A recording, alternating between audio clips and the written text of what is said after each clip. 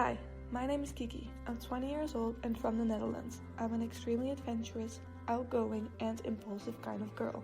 Today, I'm going to tell you the story of why I want to be a teacher and me as a dream teacher. But before we do that, we have to go back a bit. And by going back, I mean back to when I was born. I was a happy baby. I was always smiling or sleeping and hardly ever cried. Looking at Piaget's stages of child development, I look back at my own sensory motor stage, which is the first 2 years of an infant's life. I'd say I developed at a normal speed, but my development wasn't in balance. I was walking way before I ever spoke my first words. I see this as representative of how I learn now. I will understand something more quickly by doing rather than hearing or seeing. Looking back at my own pre-operational stage, a stage wherein a child's cognitive abilities strongly develop, I'd say I was a bit behind. I think my own development wasn't slowed down, I just wasn't that interested.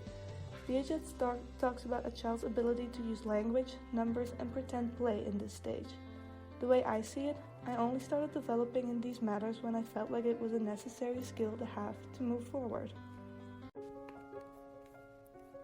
When I became older, this progressed. I became more interested in my own intellect and started challenging myself. I still played a lot, but I was also finding fun and interest in subjects like math and geography. I see my concrete operational stage as a stage of improvement. In this stage, I do not only see a lot of growth in my intellect and the way I challenge and develop my cognitive abilities, but I also see growth in my personal development. This stage is when I face a lot of challenge socially, having a hard time with recognizing other children's emotions in a conversation. I learned this the hard way dealing with bullying. My classmates were just more developed socially. This challenged me to develop as well, and I made major strides. My formal operational stage is a stage I see as a huge success. I was and am challenging myself more and more in school subjects, but also in sports. I've always been a major fan of playing different types of sports. I also made and am making major improvements socially. I learned and am learning how to deal with other people's emotions and starting to see things from a different perspective. In these stages of child development, a lot of key moments happened which probably shaped me for life and influenced a lot of my decisions once I became older, which is what we are going to look at now. You see, after these stages of development already came my time to pick what I wanted to be when I grew up. I graduated when I was 16 and I decided I wanted to be a PE teacher and studied this in Venlo. Studying to be a PE teacher was great, really great. I had so much fun during this period of my life. Teaching PE made me feel amazing because I actually made a big impact on the school I was teaching at and some of the students' lives. I quickly recognized this feeling as a feeling that I wanted to stick around. I was learning so much about teaching and different strategies you can use in the classroom, but after a while I felt unfulfilled. I thought only teaching PE wasn't going to give me the deep connection with the school and students that I was seeking. I needed a bigger challenge, even more of that amazing feeling I talked about earlier. I loved teaching so much that I wanted to do it more, which is why I decided that I would study to be a teacher after graduation, not an international teacher. We'll get to that part later.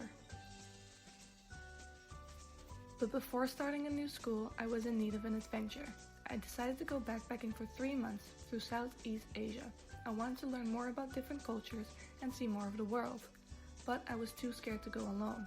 I met 2 amazing girls online and we booked our flight together. I never felt more alive than I did in that moment I got on the plane. The whole world was at my feet. In Asia, I was having a blast. I quickly learned how to ride a motorbike and was driving on some of the most dangerous roads of the world. I was being more social and meeting a lot of great people from different backgrounds and countries, which made my English improve a lot. But I was also learning so much about cultural differences by facing problems such as language barriers. I became fluent in what we call broken English, which is English but extremely simplified to make something clear. I was also learning so much about myself, facing difficulties like homesickness, food poisoning, and my first ever experiences with panic attacks. But most importantly, I learned the definition of being happy, because being happy means something else to everybody. I find that in the Netherlands, people often associate their happiness with possessions or their place on the social ladder.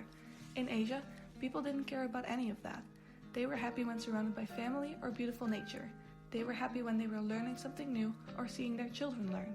It made me think so much about my own happiness and the way I define it. It made me grow a lot. But I never knew what happiness actually meant until I saw the other end of it with my own eyes. finding a little girl in North Vietnam with ripped clothes and no home to go to. We helped her by showering her, giving her food and some shoes and clothes, being very careful not to cross any boundaries. We even brought her to a hospital to help with her tuberculosis, but the doctor simply wouldn't help because she was homeless. I never felt more heartbroken than I did that day. I think this experience made me realize that I wanted to be an international teacher instead. Meeting all of those amazing people, speaking more and more English, and even seeing the orphanage had a huge impact on me. So, I went back to the Netherlands and filled out my application to ITEPS, which got me where I am now, in beautiful Meppel. I want to be an international teacher because it gives me the opportunity to travel and see more of the world. But most importantly, it gives me the feeling that what I am doing or teaching matters. I still have a lot to learn to get to any type of teacher, let alone a dream teacher, but in the meantime, it's interesting to picture what that would look like. So I thought about what the perfect teacher or a dream teacher would look like a lot.